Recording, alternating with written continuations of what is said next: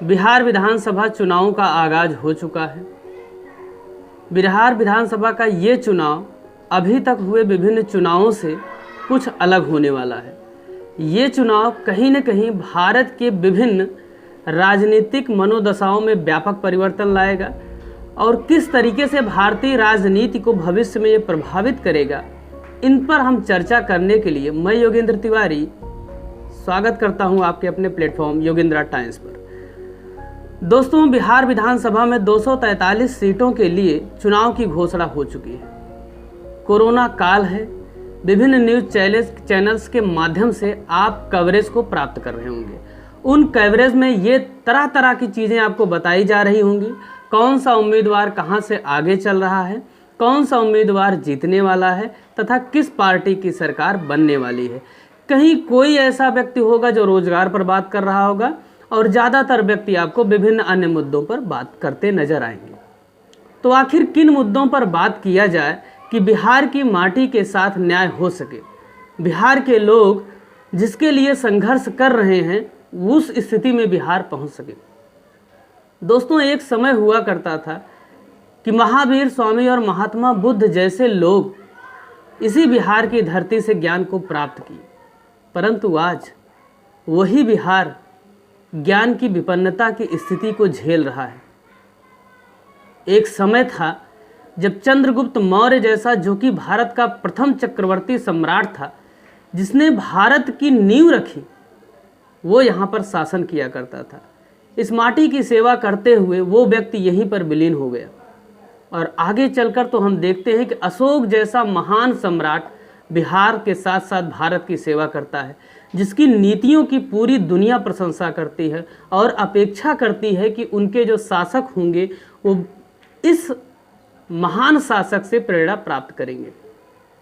आज वही राज्य भ्रष्टाचार, लूट और खसोट का गढ़ बन चुका है। ऐसी स्थिति में पहुंच चुका है कि लोगों के पास खाने के लिए संसाधन तक नहीं है। महिलाएं घरों से बाहर निकलते सुरक्षित नहीं हैं। बिहार राज्य में पूरे कोरोना काल के दौरान 3 से 4 ऐसे हॉस्पिटल्स रहे हैं जो कोरोना के लिए इलाज करने में सक्षम रहे हैं। दोस्तों, 21वीं शताब्दी में ये सारे दृश्य हमारे समक्ष कहीं न कहीं एक सोचने के लिए जो मजबूर करने वाली स्थितियां हैं वो पैदा करते हैं। और इन्हीं सब स्थितियों के बीच भारत के चुनाव आयोग ने एक निर्णय लिया कि बिहार विधानसभा में चुनाव करवाना है। बताते चलें आपको कि पिछली बार से लगभग 60% ज़्यादा पैसा इस बार के चुनाव में लगेगा। अगर हम आंकड़ों पर गौर करें तो देखेंगे कि इस बार के चुनाव में लगभग 625 करोड़ रुपए लगेंगे, जो कि पिछले चुनाव जो कि 2015 में हुआ था 270 करोड़ से बहुत ज़्यादा है। दोस्तों, एक लोकसभा का चुनाव करवाने में लगभग 535 करोड़ रुपए लगते हैं। ये आंकड़े मैं इसलिए बता रहा हूँ क्योंकि इस समय पूरी दुनिया महामारी की चपेट में है। बहरहाल मैं इस मुद्दे पर बहस नहीं करूँगा कि क्या चुनाव करवाना कंपलसरी था, क्योंकि ये कतिपय संवैधानिक संस्थाओं की अस्मिता से जुड़ा हुआ सवाल हो जाएगा और लोग फिर इसको पसंद नहीं करेंगे। बहरहाल पसंद करना अलग बात है, लेकिन संवैधानिक संस्थाओं की अस्मिता पर सवाल उठाना ये बेहद निंदनीय कार्य होगा। दोस्तों, चुनाव की बात अलग है, जनता के साथ किए गए वादों की बात अलग है, परंतु हम उस तरह से किसी क्षेत्र विशेष या राज्य विशेष के विकास के बारे में सोचते हैं जो कहीं न कहीं राष्ट्र के समक्ष एक नई प्रकृति उभार सके, एक ऐसी स्थितियां दर्शा सके जो राष्ट्र के लिए प्रेरणा का काम करें। हम आपको थोड़ा सा एक आंकड़ा देना चाहेंगे और बताना चाहेंगे उससे पहले ये जो मैं आंकड़ा आपके सामने पेश करने जा रहा हूँ, ये कोई मेरा डेवलप किया हुआ आंकड़ा नहीं है। ये ADR रिपोर्ट प्रकाशित करता है कि कितने उम्मीदवार किस तरीके की श्रेणियों में लगे हुए हैं, किन किन तरीके की स्थितियों से वो इस समय संपन्न हैं। तो दोस्तों, ADR association for democratic reforms नाम की एक संस्था है जो कि रिपोर्ट जारी करती है। ठीक, आपको एक चीज़ और बताते चलें कि फरवरी में ही सुप्रीम कोर्ट ने ये कहा कि जितने राजनीतिक दल दागी उम्मीदवारों को देने के लिए खड़ा करवाएंगे, चुनाव में खड़ा करवाएंगे, उनकी एक पूरी बायोग्राफी जो है, क्या क्या उनके ऊपर मुकदमे हैं, कौन कौन से, या उनके अन्य कौन कौन से भ्रष्टाचार के आरोप लगे हुए हैं, ये अपनी अथॉराइज्ड जो साइट्स हैं उस पर शो करेंगे। तो एडीआर ने एक आंकड़ा जारी किया है, आइए डालते हैं एक नज़र। दोस्तों, एडीआर के आंकड़े के अनुसार जो प्रथम चरण का चुनाव होने जा रहा है 16 जिलों में, ये 71 सीटों पर चुनाव होगा। और आपको बताते चले, जो 71 सीटें सेलेक्ट हुई हैं, इसमें से 86% ऐसी सीटें हैं जो रेड अलर्ट जोन में स्थित हैं। दोस्तों, कुल मिला के 1063 उम्मीदवार इन 71 सीटों में अपना भाग्य आजमाएंगे, जिसमें से 11% महिलाएं हैं। तो 11% महिलाओं से ही ये बात स्पष्ट हो जाती है कि जो राजनीतिक दल विभिन्न दावे करते हैं महिला सशक्तिकरण का, वो दावा कहीं न कहीं ख्याली पुलाव ही साबित हो रहा है। आइए हम आपको एक नज़र बताते हैं कि बिहार में कौन कौन सी प्रमुख पार्टियां चुनाव में भाग ले रही हैं। इसमें से सबसे सर्वप्रमुख पार्टी के रूप में आरजेडी शामिल है, जो कि लालू यादव जी की पार्टी है, जिन पर चारा घोटाले का आरोप लगा है और इस समय वो जेल में है। दूसरी पार्टी भारतीय जनता पार्टी है, जेपी नड्डा जी की ये पार्टी है और इसके वर्तमान में प्रधानमंत्री नरेंद्र मोदी जी हैं, इस पार्टी से चुने हुए। तीसरी प्रमुख पार्टी है जदयू, नीतीश कुमार की पार्टी है, जनता दल यूनाइटेड, जो पिछले 15 सालों से बिहार के मुख्यमंत्री पद पर बने हुए। कांग्रेस भी इस चुनाव में है, सोनिया गांधी जी की पार्टी है। बसपा भी शामिल है, मायावती जी की। राष्ट्रीय लोक समता पार्टी शामिल है, जो कि उपेंद्र कुशवाहा जी की है। उपेंद्र कुशवाहा और मायावती जी के बीच में समझौता हुआ है कि अगर इन दोनों की पार्टी की सरकार बनने की नौबत आती है तो उपेंद्र कुशवाहा जी मुख्यमंत्री पद के उम्मीदवार होंगे। दोस्तों, एक दो नाम और प्रमुख हैं बिहार की राजनीति में, जिनमें से एलजेपी, जो कि पासवान जी की पार्टी है, इसमें चिराग पासवान उसको संभाल रहे हैं दायित्वों को, और जेएपी जन अधिकार पार्टी यादव जी की है। देखिए, ये नाम बताने का पर्पस क्या है? ये नाम बताने का पर्पस यही है कि इन लोगों के तमाम ऐसे आप वीडियोस देखते होंगे जो कि लोगों के लिए कार्य करने की प्रेरणा को लिए हुए आपके बीच में आते हैं, विभिन्न ऐसी बातों को करते हैं जो कि लगता है कि वो आपके बारे में अच्छा सोच रहे हैं, और आप कई बार तो ये नौबत तक बन पड़ती है कि उस विशेष व्यक्ति या राजनीतिक दल के कारण किसी दूसरे व्यक्ति या राजनीतिक दल से आप संघर्ष तक करने पर उतारू हो जाते हैं। तो दोस्तों, आइए एक आंकड़ा देते हैं कि आपके इन तथाकथित जो राजनीतिक दल हैं उन्होंने आपके लिए क्या भेजा है चुनाव मैदान में। दोस्तों, पहले चरण के जो उम्मीदवार हैं 1063 उम्मीदवार, उनमें से 31% आपराधिक मामले के मुकदमे को झेल रहे उम्मीदवार हैं। आप सोचिए, 100 में से 31 लोग ऐसे हैं जिन्होंने हत्या किया है, कुछ पे बलात्कार के केसेस हैं, कुछ पे लूट के केसेस हैं, कई पे तो भ्रष्टाचार के केसेस हैं, यहाँ तक कि कई मुख्यमंत्री पद के ऐसे दावेदार हैं जिन पर ईडी और सीबीआई के छापे पड़ चुके हैं। तो आप जिनके पीछे जिंदाबाद के नारे लगा रहे हैं, अवगत रहे आप कि वो क्या हैं। चलिए देखते हैं, थोड़ा सा आपको बताते हैं। एलजेपी एक पार्टी है जो कि चिराग पासवान जी की पार्टी है। बता दें, इन्होंने कि 41 सीटों पर अपने उम्मीदवार उतारे हैं, जिनमें से दोस्तों 24 ऐसे उम्मीदवार हैं जो आपराधिक मामलों के मुकदमे को फेस कर रहे हैं। चिराग पासवान जी जो कि युवाओं की राजनीति करते हैं, और कतिपय मेरे मित्र भी ये कहते हैं कि वो चिराग पासवान से बहुत प्रभावित हैं। प्रभावित आदमी मदारी से भी हो जाता है। ठीक है, आगे देखिए, हम बात करते हैं आरजेडी, प्रमुख पार्टी है बिहार चुनाव में। लालू प्रसाद यादव जो कि चारा घोटाले में अंदर हैं, उनके पुत्र तेजस्वी यादव जो कि इसमें प्रचंड बहुमत का दावा कर रहे हैं, बिहार चुनाव में लगे हुए। ध्यान दीजिएगा, आप बने रहिएगा हमारे साथ। हम एक एक राजनीतिक पार्टी की आपके प्रति जो उनकी साजिश है उससे हम आपको भली भांति अवगत कराएंगे। आप समझ जाइए कि आप वास्तव में कर क्या रहे हैं, आप भारत की उन्नति को किस तरीके से बढ़ावा दे रहे हैं। आरजेडी लालू जी की पार्टी है। इन्होंने 41 में से 22 ऐसे उम्मीदवारों को खड़ा किया है जो कि आपराधिक मामलों के मुकदमे को फेस कर रहे हैं। ठीक, लोजपा या एलजेपी जो कि पासवान जी की पार्टी है, इनको मैंने पहले बताया।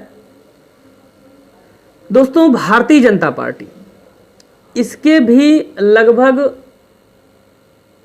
22 उम्मीदवार के आसपास आपराधिक छवि के मुकदमे से गुजर रहे हैं और इनके ऊपर केसेस लगे हुए हैं। अब देखिए है क्या, और ऐसा नहीं कि मैं कांग्रेस और बसपा को छोड़ रहा हूं। बसपा में लगभग 50% से ज़्यादा सीटें करोड़पतियों को दी गई हैं और बड़े पैमाने पर 12 सीटों पर चुनाव लड़ रही है और 12 में से ज़्यादातर उम्मीदवार उनके दागी हैं। कांग्रेस के ज़्यादातर उम्मीदवार दागी हैं और 70% से ज़्यादा उम्मीदवार इनके करोड़पति हैं। सबसे ज़्यादा करोड़पति उतारने का जो सवाल है उस पर हमारे तेजस्वी यादव जी सबसे आगे हैं। अब थोड़ा सा हम बात करते हैं। आपने देख लिया कि किस तरीके से हर एक पार्टी ने, आप सोचिए आरजेडी जिसके लालू प्रसाद यादव जी युवाओं, इनके पुत्र तेजस्वी यादव जी युवाओं की राजनीति करते हैं। इन्होंने सबसे ज़्यादा 73% आपराधिक मुकदमों का सामना कर रहे उम्मीदवारों को उतारा है। अब आप सोचिए, आप इन्हीं उम्मीदवारों के पीछे भैया जिंदाबाद के नारे लगाते हैं, आप इन्हीं नेताओं के पीछे नाचते हैं, आप इन्हीं नेताओं के कारण सड़क पर हैं और आप उस कारण के पीछे आप स्वयं सबसे बड़े कारण हैं। क्योंकि आप जब वोट देने जाएंगे तो आपका वोट बिहार के विकास के लिए नहीं होगा। किसी व्यक्ति विशेष के भाषण को सुनकर, किसी व्यक्ति विशेष के चंद रुपयों की मदद को लेकर, किसी व्यक्ति विशेष के शराब और कंबल और इन सब तमाम चीज़ों के चक्कर में पड़कर किया गया एक गुलामी का दास्ता पत्र पर हस्ताक्षर मात्र है।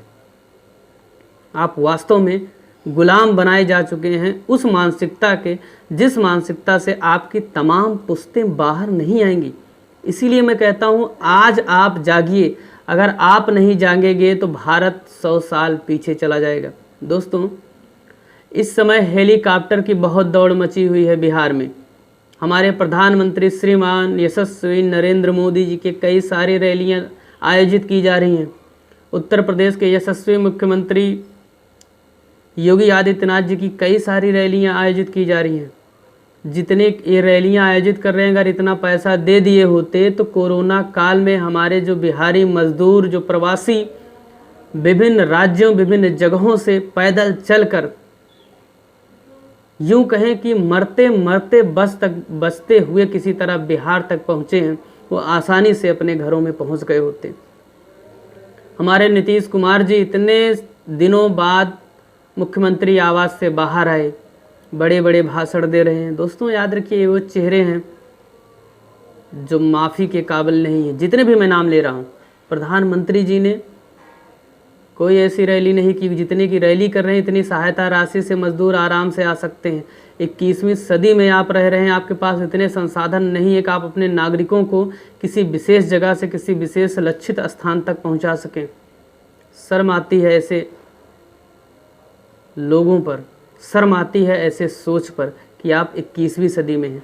आप 31% आपराधिक छवि के उम्मीदवारों को उतार रहे हैं। आप किस विकासवाद के दौर की बात करते हैं? आप किस युवा के विकास की बात करते हैं? युवाओं की विकास की बात करेंगे?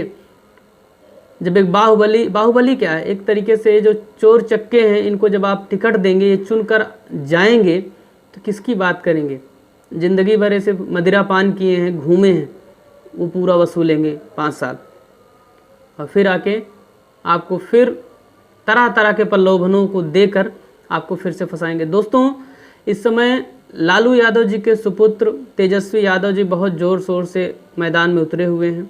याद रखिए, गुलामी की जंजीरों में जकड़ना मात्र चाहते हैं।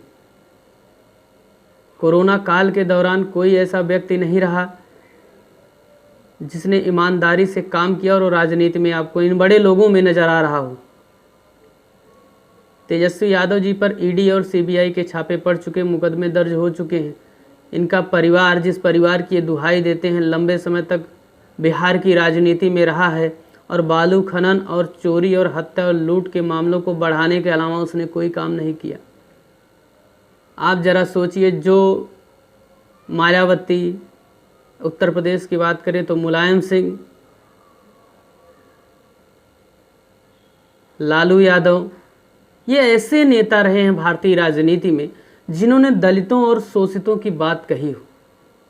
यूं कहें कि इन्होंने ये बात करके अपनी जेब भरी हो। ये जो सफ़ेद कुर्ते आते हैं ना, ये सब आपके कारण ही आते हैं।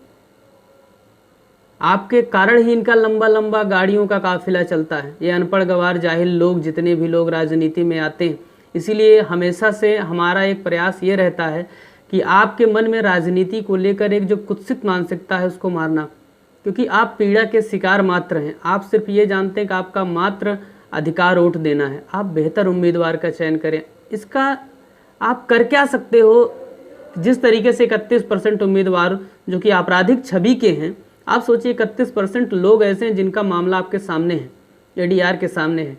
आप सोचिए कितने ऐसे लोग होंगे जिनका मामला यहाँ तक पहुँचा ही नहीं होगा। और ये लोग जब राजनीति से चुनकर विधानमंडलों में बैठेंगे, कानून बनाने की बारी आएगी इनकी, तो ये कौन से अपने कौशल का प्रदर्शन करेंगे, आप स्वयं सोच सकते हैं। दोस्तों, आप कभी भी राजनीति में जब आपराधिक छवि और एक सरल ईमानदार उम्मीदवार दोनों के बीच में चुनाव की बात आए, तो आप सरल और ईमानदार लोगों को चुनिए। आप अपना मत उन्हें दीजिए, भले वो हार जाएं, लेकिन कम से कम ऐसे लोगों को बढ़ावा मिलेगा कि ऐसे लोग भी राजनीति में आए, कि इन्हें भी लोग पसंद कर रहे हैं।